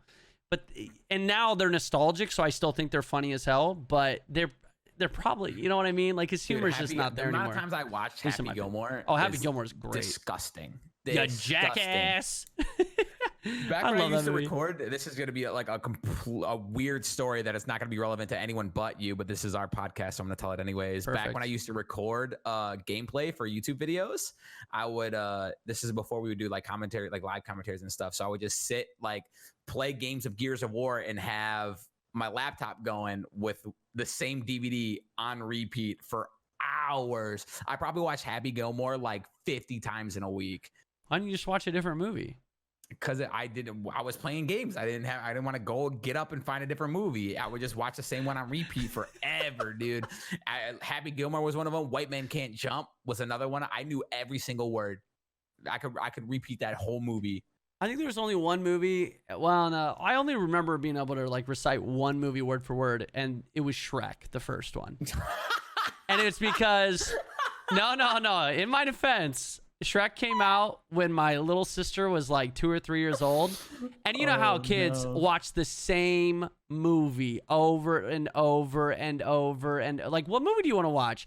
Shrek. Or 16-year-old me. Shrek. And so it was always on the TV. So, and our computer, like when I was younger, we had a family computer, right? Because this is before like we had individual computers. So our computer was in the living room, and so I was always on the computer, and my sister was always watching movies. And so, man, I watched Shrek so many times. I could word for word knew the entire movie at one point. Not as much anymore. I still know most of the lines, but yeah, it's still a good movie. I don't know why you laughed like that. It was a great movie. Of all the movies, Shrek is a classic. Shrek 2 is better. No, it wasn't. Shrek is classic. Shrek is so good. I'm pretty sure the whole internet will agree. No, I disagree with you. I actually had a friend who believes that so much. She sent me a PowerPoint that she did for school one time about how Shrek 2 is better. That's a story for another time, though. Yeah, that is, because it's wrong. And I don't want that disgusting garbage poisoning this podcast. Shrek's the GOAT. Oh, no. Poor guy. So, don't you have some like nostalgic things or no? Oh yeah, you want to get into more nostalgia? Take a trip down memory lane once more. We did this last podcast, and it seemed like everyone was kind of reacting to it pretty well. I liked it. The chat was going wild, so hopefully you guys like taking a trip down memory lane, a little nostalgia for you. I wrote down a few more things from our childhood, from our past that you may or may not remember, and I wanna kind of quiz you on it. Okay. All right. Okay. So feel free to play along at home. First and foremost on the list, do you remember bubble jug gum? Bubble jug? Bubble jug gum. It sounds so familiar. It literally. I feel like I do. Disgusting. I gotta look it's this just up. bubble. It's literally just regular bubble gum, but it comes in like a little jug, and it was like almost a powder. It was like a powder. Oh my god, I do out, remember that stuff. and you would like just clump it and just put it in your mouth, and it turned into gum. I don't know how. I do remember that. I don't remember it being bad. I remember as a kid, I loved it. It didn't taste bad. It tasted like bubble gum, but like looking back, it was literally like just like bits of gum powder, and you would just like chew it up, and it would like become gum. Dude, I don't totally. know. They don't make that stuff anymore, do they? No, there's probably something wrong. It says, with it. yo, you can get it. You can buy it on Redbubble right now. Discontinued Really? candy collection, bubble That's jug probably gum. not good. It's discontinued. $18 for one of them. I'm not okay. reading that right. There's no way. They're like the Pokemon cards of the bubblegum world. Oh my god. It's only going up in value. A small one. Oh, it's got a semi-gloss finish. $18. Yeah, right. Yikes. Yeah, no thanks. For some bubble jug gum. Is the gum still in it, or is it just the packaging? I think it's the gum. Yikes. That would suck if you don't even get the gum. I don't know, but I do remember that. That's a throwback for sure. Oh my god. This one I'm sure you'll remember. Okay. But also how times have changed. I remember these very much. Candy cigarettes. Oh yeah, yeah, for sure. How ridiculous is that? Right? Promoting that. Like literally marketed to children. Yeah, and it was everywhere. You could get it like in any store. It was literally candy cigarette. I used to buy them all the time. Yeah. I would literally buy them and like sell them to kids. Can you believe that? Like, That's crazy. You want to bum a candy cig off me? The Dude. Spider-Man ones? Dude, Spider-Man, they used to have special like Spider-Man like packaging on these candy cigarettes that they would like. Who Parker out here who came up ciggies? with that idea, man? You think that was the cigarette companies? Dude, that like, let's it's get them just- going early. Let's try to, let's try to 100%, normalize this stuff. Let's try to get 100%. these kids thinking, hey, cigarettes are cool very early on so that when they're old enough Yeah. to smoke, they want to do it right away. I mean, well, I remember growing up, the majority of adults that I hung around smoked cigarettes. Yeah. And it was genius on their part if they wanted to just murder the entire population. But like, my parents would smoke their ciggies and I would get my candy cigarettes and just chew on them.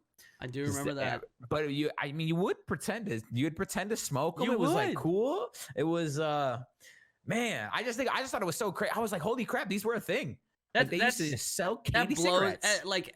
I can't believe parents It was were just like okay with sugar. that. Like this but day and age, okay, parents to would be be fair, they outraged. didn't- I it's feel like Candy you Jewel can. now. I feel like you can. You're not wrong, dude. Gotta You're get not. my jewel pods, Oh Dad. my gosh, dude! Kids in like middle school have jewels.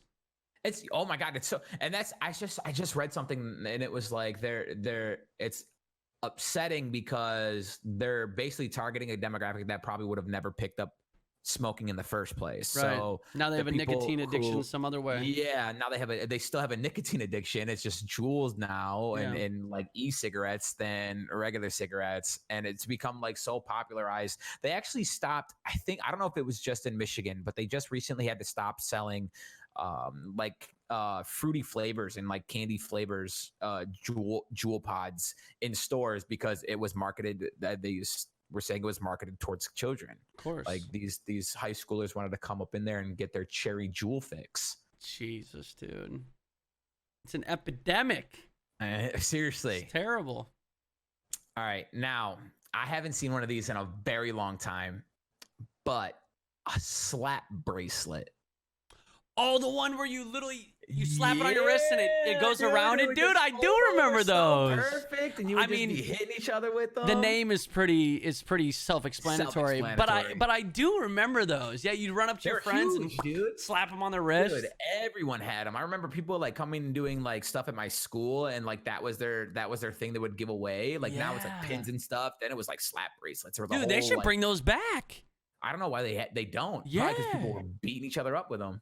I mean, now they got like, the Livestrong bracelets. You can get a Livestrong bracelet. I feel like those were super big. I feel like they've kind of faded out a little bit now. But the bracelets, the little in general. rubber bracelets. I remember this is gonna make me sound like a bad person, but I was just being a little entrepreneur, and I've told this on stream before, but I don't think I've ever told it on the podcast in regards to Livestrong bracelets. So they were super popular, right? You can get them for the $1 at the stores. And a part of the proceeds would go to cancer research. It was an awesome cause, and it was just cancer awareness, like research awareness and stuff. they stopped selling them at stores near me. And so my entrepreneurial ass went on the internet, used my mom's credit card, and purchased them in bulk. Okay. And I had them shipped to my house, and then I went to my school, and I would sell Livestrong bracelets for $3 a piece and pocketed You're a all scammer, the proceeds. bro. I pocketed all the proceeds because You but were a here's young the thing. kid In my scamming defense- a charity. In my defense, I wasn't scamming a charity. I was profiting from a charity, which might even be illegal. I'm pretty I don't sure that's know. illegal. Maybe But- not. I don't know. It's got to It was be. all about supply and demand. It wasn't like I stole the bracelets and I was like stealing money from charity. I paid the ticket price, but then I went to my school and was like, yeah, I might got a couple extra at $3 a piece. You were like a Livestrong cancer bracelet scalper. This was okay. Honestly, I wouldn't do that again. Okay, I would hope not. I was in middle school. at the time, and I actually got in trouble with the teacher. She was like, "You can't be selling shit out of your locker." Maybe not the words she used, but to summarize, she was not happy with me, and she was like, "Stop selling," because that wasn't the first time that I got in trouble for selling stuff at school. I tried to sell. I had like a chip operation too going one time. You sold gum, didn't you? I would, well, sort of, not like that. I would sell chips. I never sold like gum unless like I could at the time. Like people be like, "Oh, you got some gum?" I'd be like, "A quarter." So you were like a snack dealer.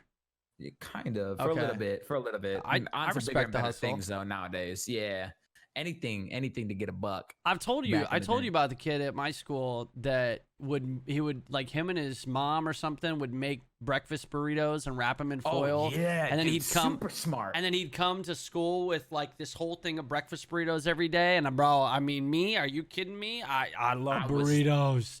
I always snagged one of those, and he sold them for like I think it was like $3 or $4. He didn't sell them for $5. I know that because I always got change. Smart. But I always had a $5 bill, and I was like, "Damn, dude, it's so good." And every day, breakfast burrito, and they're all warm. I know, bro. He'd keep them warm, and he. Right now, I know, and he would never like he always ran out. There was never a day where he didn't run out, dude. The dude, I shoot, man, that hustle every day. And like the thing is, like, you think about it, you make a tortilla, you got eggs. I think he put like ham in there, and then he put cheese. Like if you buy all that stuff in bulk, that's super easy and cheap. Like he was making money. He was making bank off that. Fist. Yeah, kid was smart, dude. Yeah. And I'm over here, man, I need a burritos because I'm exhausted because I played Gears of War all night. Supply and demand. You know, I wasn't on the hustle. Dude. I wasn't on the hustle. Did you guys have burritos at your school? Breakfast burritos first thing in the morning? Did you have those available to you? No. But he made it possible. Amen, dude. I love that kid. Wherever you are right now, I pray that you're still selling breakfast burritos, maybe on a larger scale at like a 5-star restaurant. I mean, he's just a businessman at that point. He could sell anything, dude. You know, he could sell ice to the igloos. Is that the saying? Or ice to the Eskimos? Ice to the Eskimos, baby. Ice to the igloos. I don't think I've ever heard that. You've never heard of that? You can sell ice to the Eskimos. That's like that's what people say. Like when there's a guy that ice to the igloos. That's terrible. Like when someone is just an incredible businessman can just make sell you water to a fish. Yeah, exactly. Yeah, but sell igloos to Eskimos. Maybe that's the saying, not ice to the Eskimos. Igloos to Eskimos. I'm all messed up, bro. It's been a while. I don't. Yeah. Oh, man. It's funny. I think they would. You get the gist. They would actually need that. Yeah, for sure. They could sell shit. Yeah.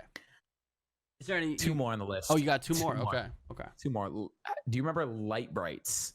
Light Brights? Like, I want to say those are like the little lights you click in but that's not. So they're like, Brights. Dude, I remember having one, and it was one of the coolest toys that I ever had.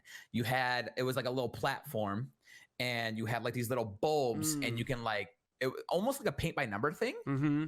And then you would like put them in and like paint by numbers with these bulbs though. And then you would turn it on and it would light up, and you're like, I just made this beautiful creation. I remember seeing those. I don't think I ever owned one though.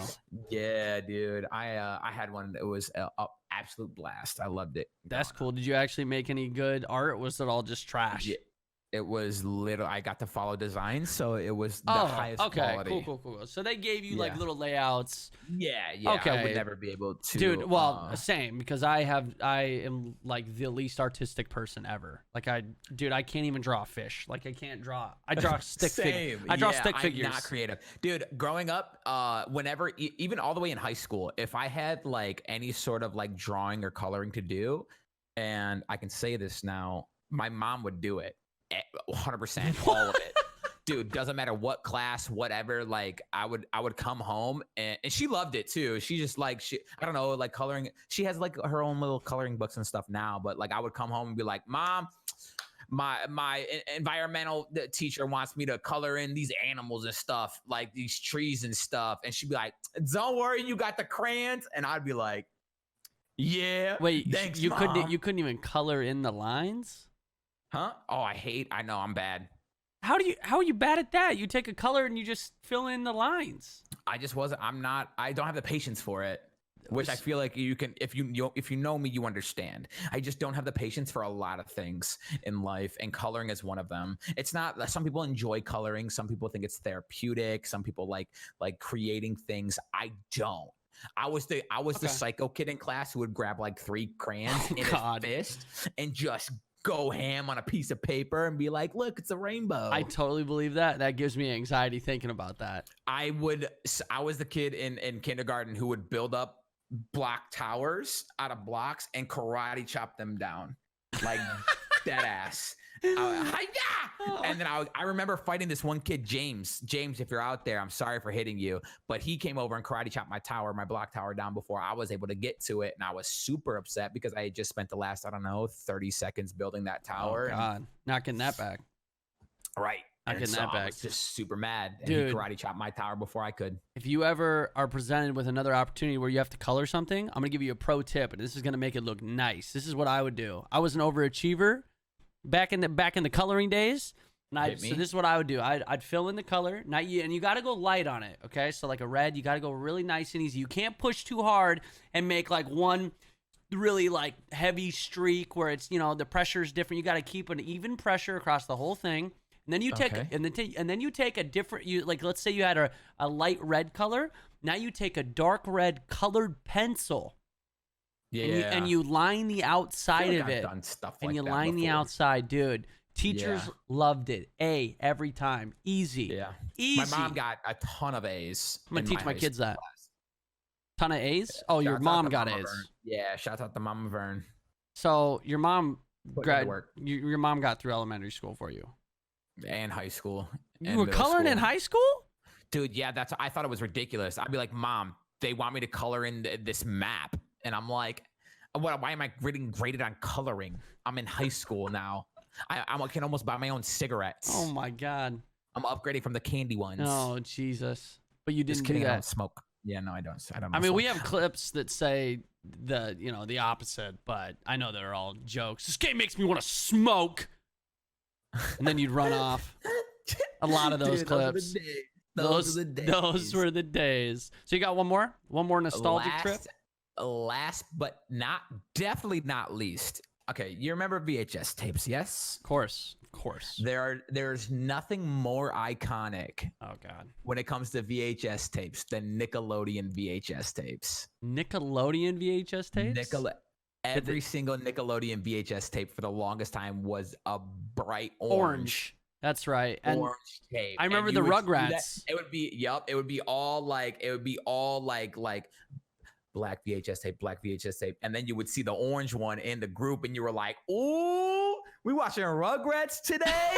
I feel like you got them go to Paris or no? Oh, dude, that was a great one. That was a great one. It was. I think the most, I don't know, for me, the most like iconic VHS thing, when I think of a VH, oh my God, I'm having a stroke. Is everyone call the doctor? Hello? Smell burnt toast. VHS tape is the hardcover Disney covers. Like they were big and thick covers. Every Disney movie had the exact same cover. And that is what I think of anytime I think of a VHS tape. That's fair. Like that's For old VHSs school. in general, it just dude. I think we're approaching the generation that will not know what VHS tapes are. There's kids I, who yeah, play yeah, Fortnite who've never seen a VHS tape. you could probably pull They like whoop some my middle ass. school kids right now and be like, "Do you know what this is?" And they're gonna be like, "No, Never seen it. What is that?" Never seen it. All that means is that we're getting so old. Dude, there's kids who like there's no reason it would ever even need to use a disc, a CD.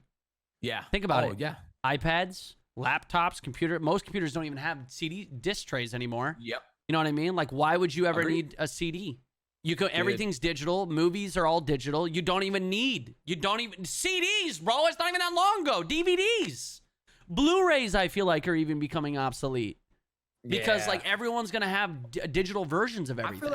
I feel like Blu-rays never really even caught on. Blu-ray, like, yeah, I they feel- do. Yeah, they did. I feel like Blu-rays, Blu-ray like, 4K on your 4K TV. Oh, God, it looked good. I think they started coming out right when the digital age started taking over. Because I remember there was. Do you remember HD?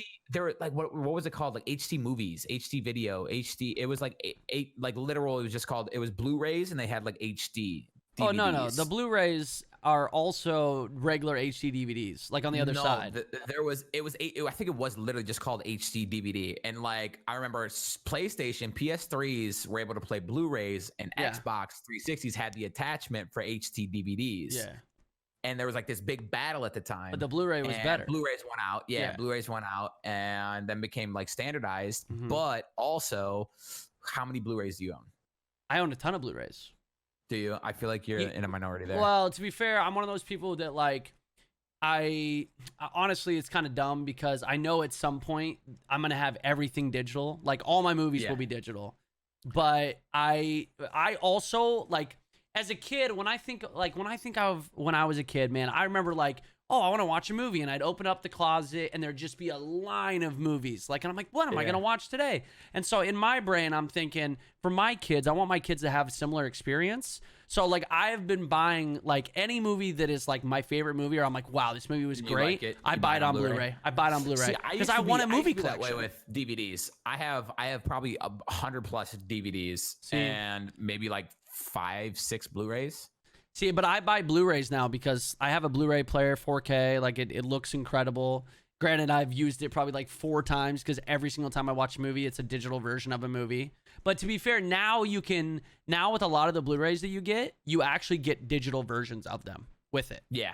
So it's kind of nice. And then you just at least you own them. I don't know. I like looking at the cover. It's the same thing as you're not wrong. As like a book. I used to have a big DVD collection back when all the movie stores. I don't know if anyone remembers those, but back you used to be able to like movie rental stores. Yeah, Blockbuster, baby. When all Hollywood those went Video. out of business. Yeah. When all those went out of business, man, it was like a field day for me because I was such a movie collector and a movie buff.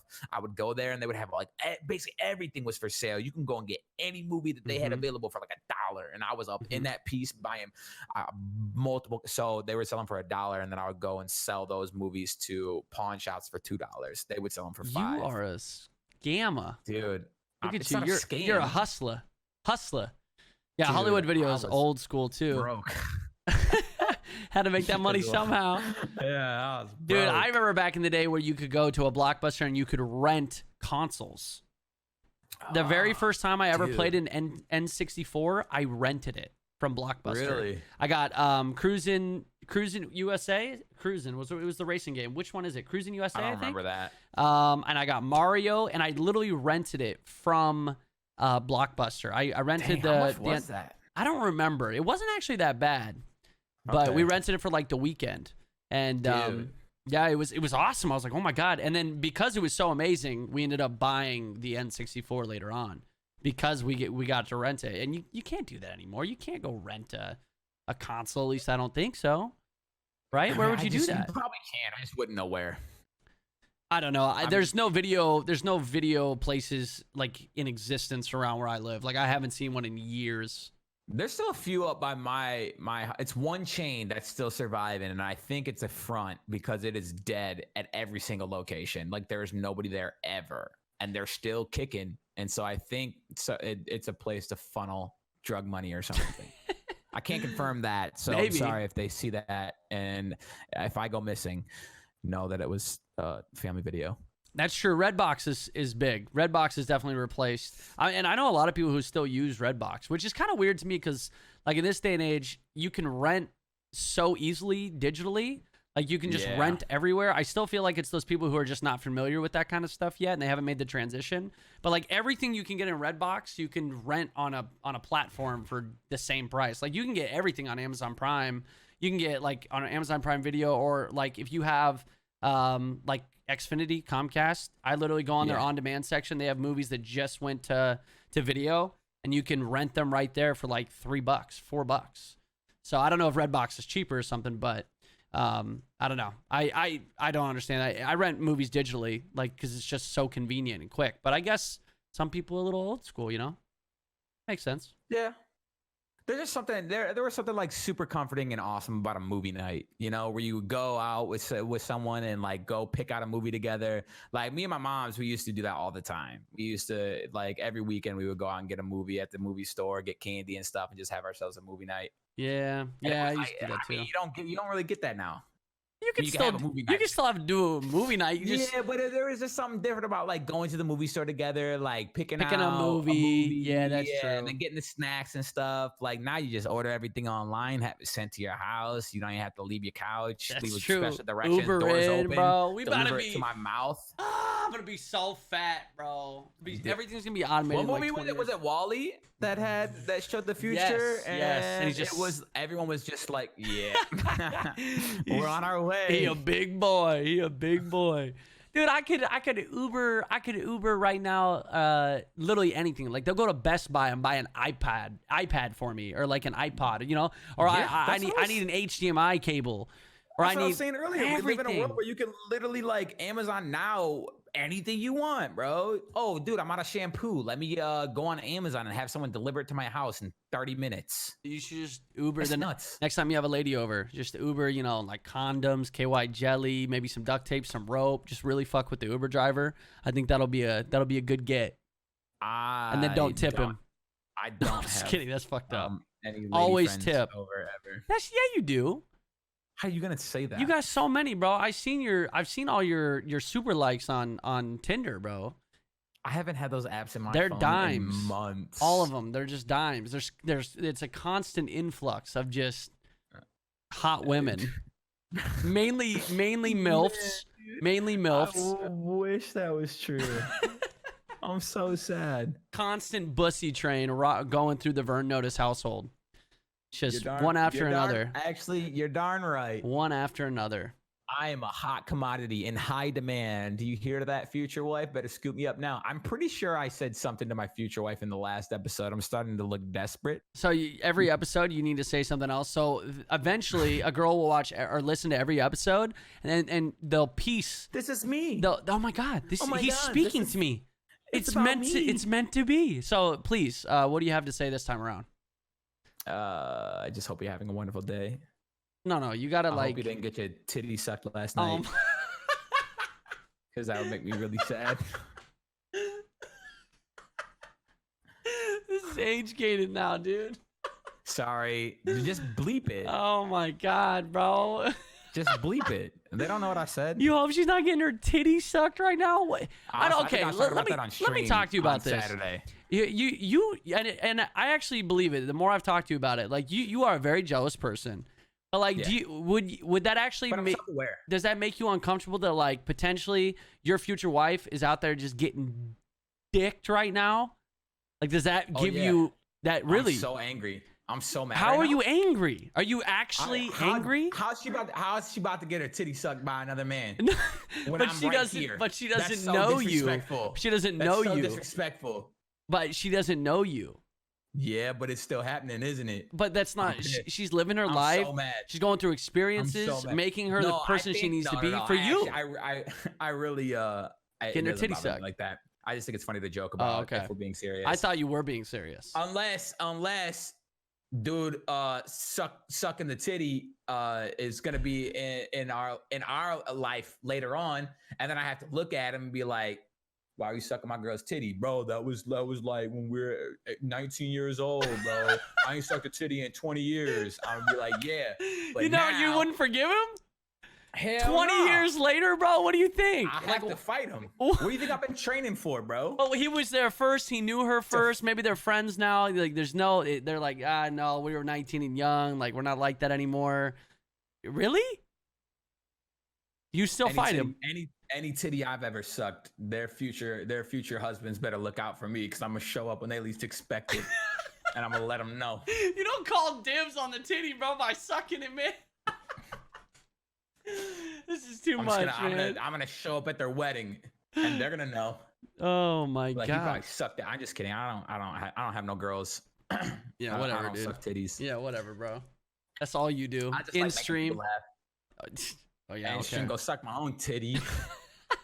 I'm sorry, we're getting way Off track. topic. Yeah. well, I mean, Jesus. wait, Why'd we you were have to bring that up, bro? we were on the nostalgic trip talking about VHS tapes, and now we talking about sucking titties. And we landed on me being jealous about titties. All right, so do you got any more nostalgic things to talk about, or are we? I'm sure I can moving? find some, but I think that was good. I just really miss Rugrats. Oh, me too. Well, okay. What were your favorite shows like as a kid? Because, Do you remember bro, Wild and Crazy Kids. I say this one a lot. oh, you People do don't say remember that, it. and I don't remember that one.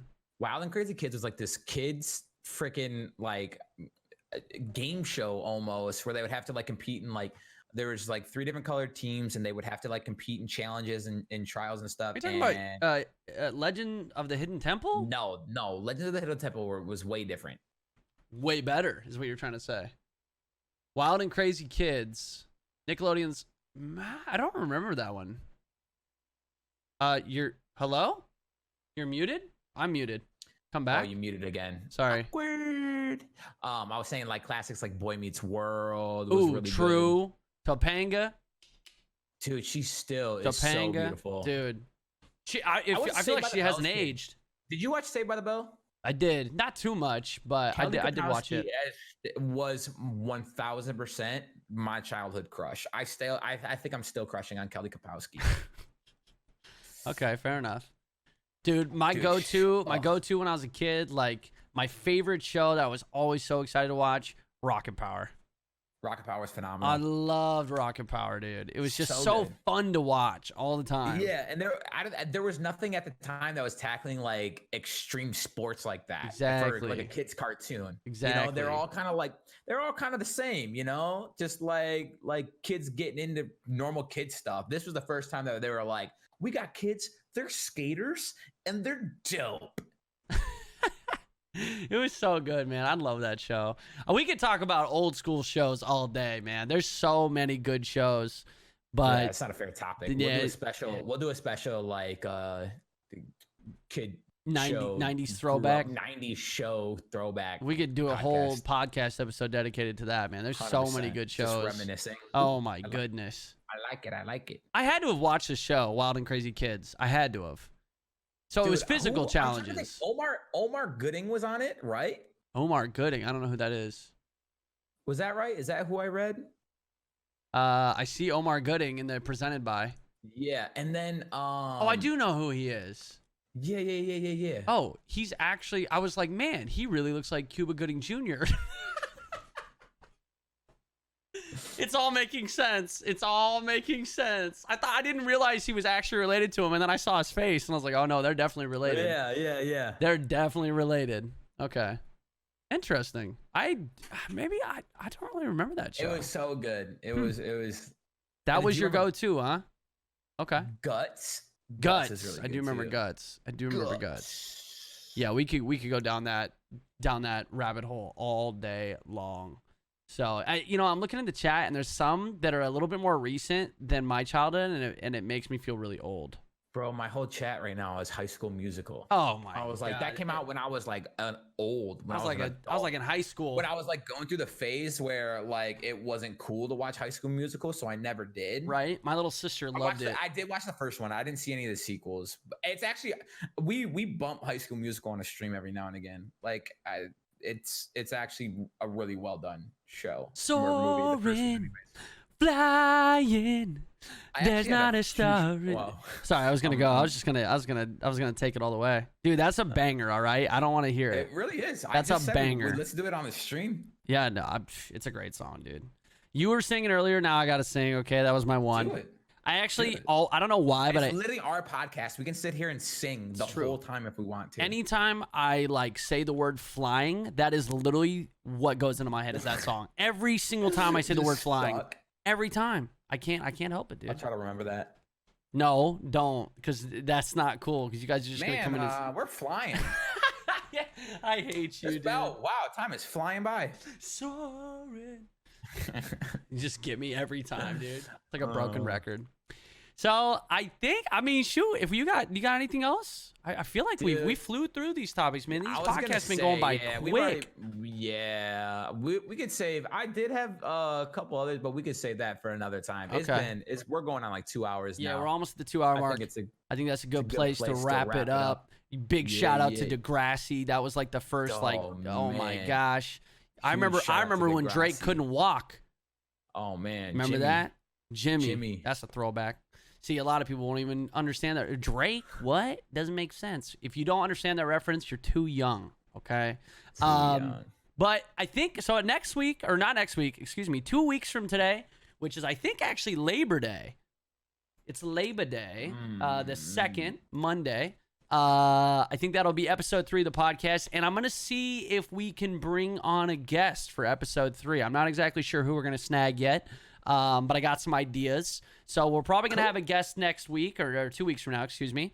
And also the podcast is now available on Google Podcasts. It's on Anchor. It's on Spotify. I think it's on some other, we're really trying. We're really trying. And we're still waiting on the iTunes approval.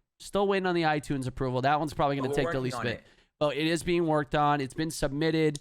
So hopefully, it will be live soon on iTunes. But you guys can find it on all other platforms. In the meantime, you guys can also check out our links. You can check out Vern over. He's got a new YouTube channel, except for how's the thing going with the... Soon. Okay. Soon. So... If you just search Vern Notice on literally anything, Instagram, Twitter, YouTube, you'll be able to find more of me there. Oh, and go to his Instagram and just look at his arms. They're massive. He's going to be picking up cars in no time. And babes. Working on it. Babes I'm working on it. at the beach. I will not be picking up anybody. A car in the left hand and a babe in the right. As long as she gives me consent. Of course she'll give consent. Or he? No. I mean, dudes can be babes. Can be babes. That's true. Yeah, for sure. We don't discriminate here. That's true. You guys can also find me, if you guys are new to me, you're listening to this on any of the multiple sites we just mentioned. Gold Glove on Twitter, Twitch. You can just search for Gold Glove. I'm the doofy looking guy with the glasses. You'll find me. But yeah, thanks for hanging out with us. Thanks for chilling, Vern. Always a pleasure, my friend. And did you enjoy yourself? Just happy we did it. God. Yeah, always. I'm just so, and also if you guys want to watch the video version of this podcast for whatever reason, we also do a video version over up on our YouTube channels, and we stream it live on Twitch every other week.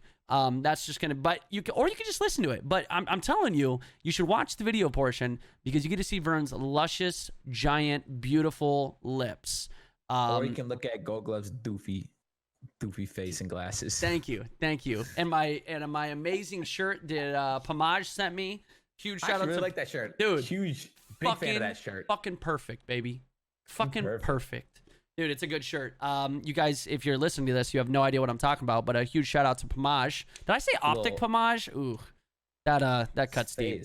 Right? Yeah, I think he is with FaZe again. I don't know. It's Pomage. He bounces around a lot. Pomage. He's my boy I don't know if Pomage. he does. But he's the Pomage. He's the Pomage. He's the Pam. Guys, thank you guys so much for listening. If you're watching this over on Twitch, thank you guys so much for watching. If you're watching this on YouTube, leave us a comment. Let us know what you guys thought, and we'll see you guys in two. Involved. Give us the topics. Yeah, anything you guys get involved. Please tweet at us, Instagram, message us. Please, no penis is or vagines. I probably won't look at that. You know, usually if I see like someone sent you a picture and it's blurred, bro, I'm like, nah, it's probably a penis. You look at every single one. Okay, well, if you want to send a penis to Vern, you want him to for sure see your penis, send him a message on Instagram. Thank you. Don't solicit dick pics for me. Have a good day, everyone. Have a great day, and we will. With us. Yes, seriously. The rest of your day, evening, whenever it is spectacular. Keep going. Keep going. Keep talking like that. Just hope all your dreams come true. Oh my God, we're getting Literally, real. the person that you were waiting to text you back. That's I so. hope That's beautiful. the food that you consume next is the most delicious, also nutritious And so healthy. that you can want more and then end up getting more because it fills all of your macro needs and then some. Perfect. That's hope the you had a perfect good day at thing. the gym. Oh, I hope we're you still going.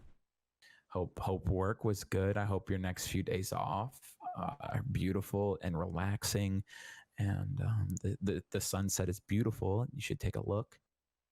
Just kind of soak it all in, you know. Sometimes we forget about the little things. That's true. Thank you so much for that, Vern. Now, Anytime.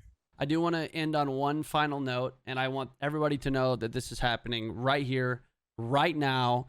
Vern's future wife is definitely getting her titty sucked. See ya! For me when I repent, and I should have learned. You're the monster under my bed, making mess I could try to address.